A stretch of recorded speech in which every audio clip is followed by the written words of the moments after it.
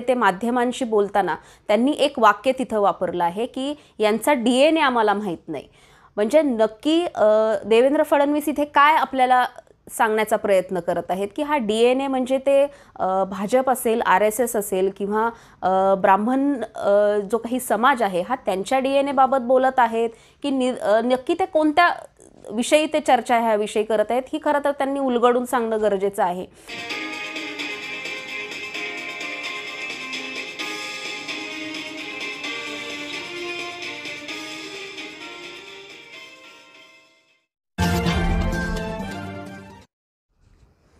सर्वांना जय भारत. मी प्राची दुधाने.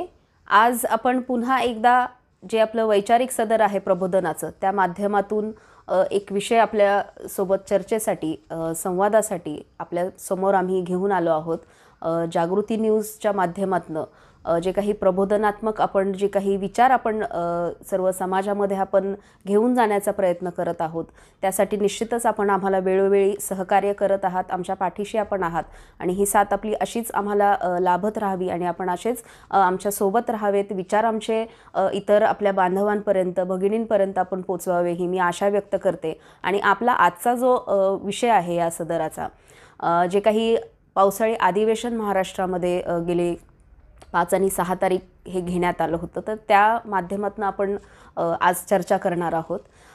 खरं तर अधिवेशन हे जे असतात हे जे विरोधी पक्षातले जे काही नेते प्रतिनिधी असतात आणि जे काही सत्तेवर असणारे जे प्रतिनिधी आहेत हे तिथे जनसामान्यांच्या बाबतीत जे काही सर्वसामान्यांचे विषय असतात की ज्याबाबत मान्यता एकमेकांशी चर्चा एकमेकांशी करायची असते त्यावरती सर्व मताने त्या माध्यमातून कुठले तरी निर्णय आपल्याला अपेक्षित असतात. आणि खरं तर ह्यासाठी ह्या गोष्टींकडे सर्वसामान्य सुद्धा लक्ष ठेवून असतात की कशा पद्धतीने कुठल्या गोष्टींना ह्यामध्ये चर्चा त्यावरती होईल आणि कशा पद्धतीने समाजासाठी म्हणून काय हितकारक कार्य त्याच्या माध्यमातून शासनाच्या मार्फत होतील. पण आपण पाहतोय की गेली काही वर्ष ह्या ज्या काही अधिवेशनाचा हा चेहरा आहे मग ते कुठलेही असू देत, हिवाळी असू देत, पावसाळी असू देत, हा जो चेहरा त्याचा जो बदललेला आहे हा बेशिस्तपणा जो ह्या सगळ्या अधिवेशनांना जो लागलेला आहे किंवा सुरू जी एक पायंडा हा पडलेला आहे हा निश्चितच लोकशाहीला किंवा आपल्या देशाच्या संविधानाला घातक आणि मारक निश्चितच आहे. अनेक पद्धतीने वेगवेगळ्या प्रकारे गोंधळ तिथे घातला जातो. विरोधी पक्षामध्ये जे काही जे प्रतिनिधी आहेत हे कशा पद्धतीने तिथे गोंधळ घालतात. प्रत्यक्ष अप्रत्यक्षपणे धमकी अध्यक्षांना सभागृहामध्ये दिली जाते. अर्थात आज किंवा इथून मागेही जेव्हा आपण प्रबोधन ह्या माध्यमातून आपण जेव्हा विषय मांडत असतो तर इथे कुठल्याही एका विशिष्ट शासनाचा किंवा त्या पक्षाचा किंवा सरकारचा आपण कुठल्याही समर्थन आणि एखाद्या पक्षाचा विरोध असा आपण करून बोलत नाही. आम्ही मागेही आपल्याला सांगितलं होतं की सरकार कुठलंही असलं तरी त्यांची जी काही इम्प्लिमेंटेशनची जी पद्धत आहे किंवा जनतेसाठी जे काही धोरणं त्यांनी आखायची हे जे त्यांचं विचार आणि दृष्टिकोन आहे हा कुठलंही सरकार आणि शासन असलं तर कमी जास्त फरकामध्ये ते एक प्रमाणात आणि एकसारखंच निश्चित असतं. मागचं जे काही भाजपचं जे सरकार होतं ज्याच्यावरती देवेंद्र फडणवीस हे मुख्यमंत्री होते त्यांनी त्यांचा कार्यकाळ जो 5 वर्षाचा त्यांनी पूर्ण केला होता निश्चितच त्यांच्या कार्यकाळामध्ये अनेक असे निर्णय घेतले गेलेत की जे निर्णय हे फक्त सत्तेत राहण्यासाठी आणि लोकांची जनतेची दिशाभूल करण्यासाठी घेतले गेलेत. आत्ताचं सुद्धा जे शासन आहे निश्चित त्यांच्याकडनंही काही अशा पद्धतीने निर्णय घेतल्या जात आहेत आणि होत आहेत. ह्या कामकाजाच्या पद्धती आहेत प्रत्येक शासनाच्या सरकारच्या पण याच्यामध्ये महत्त्वाचा जो घटक असतो जो कुठलंही सरकार आणि कुठलंही शासन आलं तरी ते तिथेच स्थानपन्न असतात आणि ते म्हणजे एक प्रशासकीय जो वर्ग आहे हा जो काम करतो समाजहितासाठी म्हणून किंवा शासन सरकार जे आहे हे टिकण्यासाठी तर हा फार महत्त्वाचा मोठा घटक याच्यामध्ये निश्चितच असतो. आणि ह्या इम्प्लिमेंटेशनच्या ज्या काही बाबी आहेत ह्या जरी सरकार ठरवत असेल तरी ह्या प्रशासनाच्या ह्या वर्गाच्या माध्यमातून ह्या निश्चितच पुढे जात असतात आणि त्याच्यावरती योग्य पद्धतीने कार्यवाही ही होत असते. आज आपण पाहतोय की MPSCचा विषय असेल, मराठा आरक्षण असेल, OBC आरक्षण असेल किंवा शेतकऱ्यांचा विषय असेल, असे अनेक विषय आहेत की जे कुठेतरी कायद्यामध्ये किंवा संविधानिक काहीतरी त्याच्यावरती अडचणी निर्माण करून हे प्रलंबित ठेवल्या जातात. हे कुठेही विषय सुटू देत नाही आणि हे होण्यामागे सगळ्यात महत्त्वाचा जो घटक आहे हा तोच प्रशासकीय घटक निश्चितच आहे. आपण 2 दिवसामध्ये पाहिलं असेल जी चर्चा प्रतिचर्चा वादविवाद जे सभागृहामध्ये करण्यात आले होते त्याच्यावरती विरोधी पक्षनेते आणि जे काही आपलं सरकार आपल्या महाराष्ट्रामध्ये जे स्थानपन्न आहेत त्यांच्या दोन्हीही गटांमध्ये आणि त्या माध्यमातनं देवेंद्र फडणवीस जे आहेत त्यांच्याकडे वेगवेगळ्या व्हिडिओ क्लिप्स असतील किंवा फोन टॅपिंगचे जे काही विषय असेल त्याविषयी सुद्धा चर्चा त्याच्यामध्ये करण्यात आली होती आणि अगदी तुमचा भुजबळ करू तुमचं अमकं करू जे काही ह्या घटना किंवा ह्या गोष्टी किंवा हे जे बोलणं त्याच्यामध्ये जे काही ऐकवण्यात आपल्याला आलं आहे किंवा येत आहे ह्या माध्यमातून सगळ्यात महत्त्वाचा प्रश्न हा निर्माण होतो की देवेंद्र फडणवीसांना ह्या सगळ्या ज्या माहिती आहेत किंवा हे सगळं पुरवतं कोण. तर निश्चितच त्यांच्या विचाराचा जो काही प्रशासकीय गट आहे आणि हा निश्चितच मोठ्या प्रमाणावरती आहे. कारण आपण म्हणतोय की आता आपण मागच्या वेळेस आरक्षणाचा विषय सुद्धा आपण चर्चा केली. खरं तर हे सगळे विषय एकात एक गुंतलेले आहेत. ही एक साखळी याची निर्माण केलेली आहे आणि हे सगळे परिणाम आणि पडसाद ह्या सगळ्याचे ह्या माध्यमातूनच जनसामान्यांवरती पडताना आपल्याला दिसतात. पण कुठेतरी आपली दिशाभूल केली जाते. आपल्याला ते समजत नाही. अगदी आरडाओरडा करून तमाशा करून आम्ही लोकशाहीचे रक्षक आहोत अशा शब्दांमध्ये देवेंद्र फडणवीस पण तिथे बोलतात. पण स्वतः मात्र लोकशाहीची जी काही मूल्ये आहेत ही कशा पद्धतीने आपण केंद्रापासून आपल्या अगदी राज्यामध्ये जेव्हा ते मुख्यमंत्री म्हणून ते होते त्यांचं सरकार होतं आणि आज सुद्धा जेव्हा ते विरोधी पक्षात आहे कशा पद्धतीने ते पायदळी तुडवत आहेत हे आपण वेळोवेळी बघत आलेलो आहोत. त्यांनी काल बोलताना जेव्हा त्यांनी सभा ज्यांनी जी वेगळी मांडली होती त्यामध्ये ते माध्यमांशी बोलताना त्यांनी एक वाक्य तिथं वापरलं आहे की यांचा DNA आम्हाला माहीत नाही. म्हणजे नक्की देवेंद्र फडणवीस इथे काय आपल्याला सांगण्याचा प्रयत्न करत आहेत की हा DNA म्हणजे ते भाजप असेल RSS असेल किंवा ब्राह्मण जो काही समाज आहे हा त्यांच्या DNA बाबत बोलत आहेत की नक्की ते कोणत्या विषयी ते चर्चा ह्या विषयी करत आहेत ही खरं तर त्यांनी उलगडून सांगणं गरजेचं आहे. कारण त्यांच्याच तोंडून नाही तर मोहन भागवत जे आहे यांनी सुद्धा DNA बाबत चर्चा केली होती. त्यांनी हे निश्चितच आपण समजून घेतलं पाहिजे की कुठलाही हा कोइन्सिडन्स नसतो योगायोग नसतो. हे काहीतरी ठरवून आखून आणि नियोजितपणे ही लोक बोलत असतात. एकीकडे फडणवीस महाराष्ट्राला DNA बाबत सांगत असतात आणि एकीकडे मोहन भागवत सगळ्यांचाच DNA अगदी हिंदू मुस्लिम आहे त्यांचा एकच आहे असंही तिथे बोलतात चर्चा करतात. मग हा सगळा जर DNAचा विषय आहे आणि DNA जर वेगळा नाही एकीकडे म्हटलं जातं तर मग हा सगळा जो खेळ आहे हा सगळा कशासाठी आणि जर आपण सगळे एक आहोत तर मग हा ब्राह्मणेतर बहुजन जो हा काही त्या माध्यमातून जे काही राजकारण खेळलं जाते किंवा त्या माध्यमातून ज्या पद्धतीने आरक्षण सुद्धा पूर्णपणे संपवण्याच्या माध्यमातून जी लोक आहेत ही तिथं पुढे येतात आणि ही यांच्यातलीच लोक असतात. जेव्हा ह्या सगळ्या अगदी डोळ्याला जाणवणाऱ्या बुद्धीला अगदी त्याचे प्रश्न पडणाऱ्या अशा जर घटना घडत असतील तर मग नक्की ह्या लोकांचा सांगण्याचा प्रयत्न काय आहे का फक्त कुठल्या ना कुठल्या माध्यमातून दादागिरी करून दंडकशाही दाखवून समाजाला आपलं किती आपल्याला समाजाप्रती आदर आहे प्रेम आहे हे व्यक्त फक्त करायचं आणि त्या सत्तेवरती कसं तरी जाऊन बसायचं आणि जे नुकसान संपूर्ण देशाचं केंद्रात असणाऱ्या यांच्या शासनाने करून दाखवलेलं आहे किंवा जे होत आहे मोदी सरकारकडनं हे पुन्हा एकदा महाराष्ट्राच्या त्या सत्तेवरती विराजमान व्हायचं आणि आपण आणखीन हातभार लावायचा हा सगळा विचार त्यांचा आहे का. हे सगळं बोलत असताना निश्चितच आत्ता जे काही महाविकास आघाडीचं सरकार आहे त्याच्या कुठल्याही बाजू घेऊन मी बोलण्याचा प्रयत्नसुद्धा करणार नाही. कारण MPSCच्या माध्यमातून जेव्हा स्वप्नील लोणकर सारख्या एका तरुणाची जेव्हा एक मृत्यू त्याचा होतो तो आत्महत्या जेव्हा तो करतो कारण तो ह्या सगळ्या जी काही MPSCची ही काही हे काही जो काही प्रकार आहे हा सगळा ह्या सगळ्याला तो मायाजाळ म्हणून जेव्हा तो बोलतो म्हणजे तो अगदी हातबल झालेला तरुण होता आणि कशा पद्धतीने तरुणांची आपल्या देशामध्ये पिळवणूक चाललेली आहे. इथे फक्त सत्ता कुणाकडे पाहिजे हा राजकारणांचा विषय फक्त निर्माण होतो. याच्यातून दिरंगाई होत राहते. जे सत्तेत आहेत त्यांना जरी करायची इच्छा असेल तर जे विरोधात आहेत ते करू देत नाहीत असं म्हणतात. आणि विरोधातील सुद्धा जर काही कुठल्या गोष्टींबाबत जरी सकारात्मक असतील तरी सत्तेत असणारे मग त्याला विरोध दर्शवतात. म्हणजे तुमच्या ह्या खेळामध्ये आज भारताच्या तरुणींची काय अवस्था झाली आहे, देश कुठे चाललेला आहे. देवेंद्र फडणवीस म्हणतात की महाराष्ट्र कुठे नेऊन ठेवला आहे, यांनी काय अवस्था केली आहे महाराष्ट्राची. मला असं वाटतं हा प्रश्न देवेंद्र फडणवीसांनी मोदींना विचारावा.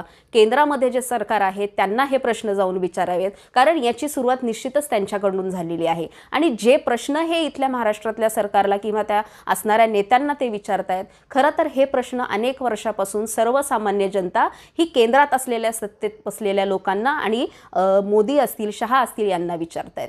जे काही माहिती जी देवेंद्र फडणवीसांना मिळतीये, मग ती गोपनीय माहिती असेल किंवा इतर कुठली चर्चा कुणामध्ये झालेली असेल ही माहिती असेल, ज्या प्रशासकीय वर्गाच्या माध्यमातून ज्या वेगवेगळ्या ज्या काही आपले निश्चितच हे युनिट आहेत की ते वेगवेगळ्या पद्धतीने तिथे कार्यरत असतात, तर यांच्या माध्यमातून जर समजत असेल तर ह्या पद्धतीचा कुठेतरी गैरवापर देवेंद्र फडणवीस करून घेत आहेत का. आज आपण पाहतो की केंद्रामध्ये जे सत्तेत बसलेले आहेत किंवा आपण मोदींनंतर आपण अमित शहा आहेत आपण म्हणतो, तर कशा पद्धतीने ते सुद्धा एका प्रकारचे भारताच्या कायद्याचे ते आरोपीच होते. पण आरोपी असून सुद्धा एखाद्या व्यक्तीला इतक्या मोठ्या पदावरती जेव्हा बसवलं जातं, म्हणजे हा कुठल्या विचाराने हे बसवलं जातं आणि त्याच पदाची ताकद ही देवेंद्र फडणवीस महाराष्ट्रात वापरून घेण्याचा प्रयत्न तर करत नाहीत ना, हा सगळ्यात मोठा प्रश्न आज आपल्याला निश्चितच उद्भवतो. बोलताना सुद्धा ज्या पद्धतीने चिथावणी करून हे लोक, हे नेते, लोकप्रतिनिधी बोलत असतात, म्हणजे आज निश्चितच एका तरुणाची आत्महत्या झालेली आहे. राज्याला असेल, देशाला असेल, अशा आत्महत्या निश्चितच नवीन नाही.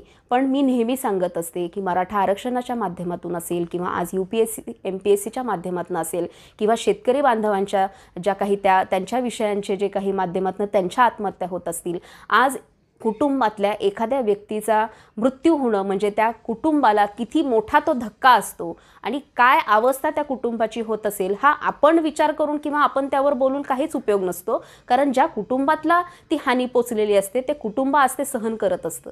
म्हणजे आज आपण जर स्वप्नील लोणकरच्या आईचा जर आपण अनेकांनी जर त्यांची प्रतिक्रिया जर आपण माध्यमांच्या माध्यमातून पाहिली असेल तर अक्षरशः किती वाईट अवस्था एखाद्या आईची आहे, त्या कुटुंबाची आहे. आज कष्ट करणारे ते कुटुंब आहे, पुण्यातच राहणारं आहे. किती काबाड कष्ट करून आपल्या मुलांना हे शिकवतात, मोठे करतात आणि ह्या राजकारण्यांच्या खेळामध्ये कशा पद्धतीने हा सर्वसामान्य जो ही जनता आहे ही भरडल्या जाते. आणि एकीकडे आपल्याकडे जे माध्यम सभागृहांचं लोकांच्या जनतेच्या हितासाठी जे संविधानाने दिलेलं आहे, ह्या संविधानाच्या जोरावरतीच जे आज हे लोक तिथे बसलेले आहेत, कशा पद्धतीने त्याची पायामल्ली होताना आपल्याला दिसतीये. विविध चर्चा होते, आठवडाभर पाहिजे होता अधिवेशन, जरी कोरोनाचं सावट असेल तरी कशा पद्धतीने हे करायचं, तो 2 दिवसाचा खेळ करायला नको होता. पण जरी 2 दिवसाचा वेळ होता तर कुठेतरी समजूतदारपणा ह्या सर्वच पक्षाच्या सर्वच लोकप्रतिनिधींनी दाखवणं अपेक्षित आहे. दादांनी आज जरी जाहीर केलं असेल की 31 जुलैपर्यंत ज्या काही MPSCच्या माध्यमातून ज्या नौकर भरतीच्या जागा ज्या रिक्त आहेत आणि ते भरतीचं जे कार्य आहे 31 जुलैपर्यंत पूर्ण त्याला राज्य शासन नेईल, पण त्याच्यातही अनेक अडचणी आहेत. या अडचणींवरती निश्चितच राज्य शासन मात करेल असा आपण विचार करू. पण एक गोष्ट इथे आणखीन लक्षात घेण्यासारखी आहे की MPSCची जी निवड करणारी जी प्रक्रिया, ही जी प्रणाली आहे, याच्यामध्ये जे काही प्रतिनिधी वरच्या स्थानावर असतात, ह्या प्रतिनिधींची जागाच रिक्त आहे. जोपर्यंत ही जागा भरली जाणार नाही तोपर्यंत व्यवस्थित पद्धतीने या MPSC विद्यार्थ्यांचा इंटरव्ह्यू घेऊन त्यांना कुठल्या पद्धतीने हे नोकरी देणार आहेत. मग मला असं वाटतं की कुठेतरी याच्यावरती एक मध्यम मार्ग काढून तुम्ही खोटं आश्वासन तरुणींना किंवा जनतेला देण्यापेक्षा त्यामागे निश्चित काय भूमिका आहे किंवा तुम्ही काय त्यातनं साध्य तुम्ही करू पाहत आहात, काय तुम्ही त्याच्यावरती निर्णय तुम्ही घेणार आहात, हा प्रामाणिकपणे पारदर्शकपणे जर जनतेच्या समोर मांडला तर निश्चितच मला असं वाटतं की कुठेतरी आज ज्या पद्धतीने स्वप्नील सारखे तरुण आत्महत्याचा मार्ग ते पत्करतायत, स्वीकारतायत आणि त्यानंतर जर आपण जागे होत असेल तर निश्चितच याला उपयोग नाही. पण हे न होण्यासाठी कुठेतरी यांना धीर मिळावा. प्रत्येक जो काही घटक आहे आपल्या समाजातला, मग तो तरुणी असेल, शेतकरी असेल, महिला असतील, आज सगळेच अगदी नौकर वर्ग असेल, व्यापारी असेल, सगळेच ह्या कोरोनाच्या सावटाखाली निश्चितच सगळे दबलेले आहेत. आज प्रत्येकाचं नुकसान आतोनात होत आहे. कुठेतरी एक मध्य मार्ग काढून शासनाने, मग याच्यामध्ये तर मी खरंच मनापासून एक नागरिक म्हणून विनंती करेल की जे विरोधी पक्षात आहेत आणि जे सत्तेत बसलेले आहेत, त्या सगळ्यांनी एकत्र येऊन कुठेतरी मोठ्या मनाने आज जनतेच्या हिताची, समाजाच्या हिताची कार्य त्यांनी उभी करणं फार गरजेचं आहे. एकमेकांकडनं हीच अपेक्षा त्यांनी निश्चितच व्यक्त केली आहे. पण साम दाम दंडभेद ह्या माध्यमातून काहीतरी करून आपल्याला सत्ता हस्तगत करायची, हा जो विचार आणि ही मानसिकता जी आत्ताच्या महाराष्ट्राच्या विरोधी पक्ष नेत्यांमध्ये आहे आणि त्या पद्धतीने जो काही ॲग्रेसिव्हनेस किंवा जो काही विरोध त्यांनी कालच्या 2 दिवसांमध्ये त्यांनी दाखवलेला आहे, हा निश्चितच महाराष्ट्रालाच काय तर भारतात न खपून घेण्यासारखा निश्चित आहे. त्यावरती जनतेला मी एवढंच सांगेल की आपण विचार करताना ही लोक कधी सुधारतील आपल्याला निश्चितच माहीत नाही, पण संविधानाच्या जोरावरती जिथे हे लोकप्रतिनिधी आपल्यावरती राज्य करण्यासाठी बसतात, त्या संविधानाने ह्या लोकप्रतिनिधींपेक्षाही सगळ्यात महत्त्वाचा आणि मोठा अधिकार हा आपल्या प्रत्येकाला दिलेला आहे आणि तो अधिकार म्हणजे मतदानाचा अधिकार. मी मागच्या वेळेस सुद्धा सांगितलं होतं, बांधवांनी भगिनींनो, हा फार महत्त्वाचा विषय आहे. कुठल्याही पद्धतीने याच्याकडे दुर्लक्ष करून किंवा आपल्याला वेळ घालवून चालणार नाही. येणाऱ्या ज्या निवडणुका असतील, अगदी स्थानिक निवडणुकांपासून आपण कुठेतरी प्रयत्न करायला पाहिजे योग्य व्यक्तीला मतदान करून तिला निवडून देण्यासाठी. आणि आपल्या परिसरात जर अशी व्यक्ती नसेल तर आपण मोठ्या मनाने समाज हितासाठी एखादं नेतृत्व आपण तिथं उभं करणं निश्चितच अपेक्षित आहे किंवा आपण पुढे येणं गरजेचं आहे. आणि इतर मतदारांना माझी विनंती आहे की अशा व्यक्तीला, जिला समाजाचं हित, जिला खऱ्या अर्थाने तिला प्रत्यक्षात उतरवायचं आहे, अशा व्यक्तीला तुम्ही निवडून देण्यामध्ये आणि ह्यासाठी कुठल्याही पद्धतीचा मताला तुम्ही जे काही आमिष दाखवतात की मत मिळवण्यासाठी, याला कुठल्याही पद्धतीने तुम्ही बळी न पडता तुम्ही त्या चांगल्या व्यक्तीला निश्चितच निवडून द्या. आणि त्यांच्या माध्यमातून जे राज्यकारभार आहे, जे काही राजकारण आहे, सर्वसामान्यांचं हित ज्यामध्ये निश्चितच लपलेलं आहे, ह्यासाठी प्रोत्साहन म्हणून आपण देणं निश्चितच गरजेचं आणि अपेक्षित आहे. आणि ह्या माध्यमातून जे काही खऱ्या अडचणी आपल्यासमोर किंवा जनतेसमोर, सर्वसामान्यांसमोर उभ्या राहत आहेत, मग त्या सगळ्यांच्याच असतील, अगदी महिलांवरती अत्याचार अन्याय असेल, शिक्षणाबाबतच्या असतील, तरुण तरुणींच्या नोकरीच्या व्यवसायाच्या बाबतीतल्या असतील, शेतकऱ्यांचे विषय असतील, कामगारांचे विषय असतील, हे सगळेच कुठेतरी आपल्याला सोडवण्यासाठी निश्चितच आपल्याला थोडासा कुठेतरी एक मार्ग मोकळा आपल्याला याच्यातनं काढता येईल. आणि ह्या लोकांच्या ज्या काही वाचाळता जी ह्या लोकांची चाललेली आहे त्याच्याकडे पूर्णतः दुर्लक्षही करू नका आणि फार त्याला कुठेतरी ज्या पद्धतीने ते आमिष एक दाखवण्याचा प्रयत्न करत आहे तर त्याला कुठे बळीही पडू नका. थोडासा विचार करा, थोडासा बुद्धीला ताण द्या. ज्या भाषामध्ये, ज्या शब्दांमध्ये हे स्वतःचं मत व्यक्त करतात हे कुठेतरी समजून घेण्याचा प्रयत्न करा. आज मी मगाशी ज्या पद्धतीने सांगितलं की DNA सारखा जेव्हा शब्द जेव्हा राजकारणामध्ये, समाजकारणामध्ये प्रचलित ह्या लोकांच्या माध्यमातून होतो, तेव्हा ते काय सुचवण्याचा प्रयत्न करतायत हा निश्चितच विचार आपण करायला पाहिजे. ज्याला समजायचं, आपण म्हणतो की समजने वाले कोई इशारा काफी आहे, त्या पद्धतीने ह्या लोकांचं हे वागणं आणि बोलणं आहे. प्रशासनामध्ये निश्चितच आपल्या विचारांची लोकं जाणं, बहुजनांची मुलं मुली जाणं हे आपल्याला अपेक्षित आहे. पण इथे मी पुन्हा एकदा विनंती करते त्या तरुण आणि तरुणींना की जे MPSC UPSC सारख्या पदांवरती जाण्यासाठी जे इच्छुक आहेत आणि त्याच्यासाठी जे आपलं आयुष्य बऱ्या अर्थाने ते खर्च करतायत आणि निराश होऊन कुठेतरी असं पाऊल ते उचलतायत, मी पुन्हा एकदा सांगते की जागा किती असतात आणि त्याच्यासाठी स्पर्धक किती असतात हा एक मोठा विचार करण्यासारखा विषय आहे. म्हणून प्रत्येकजण तिथे निश्चितच जाऊन बसणार नाही आहे.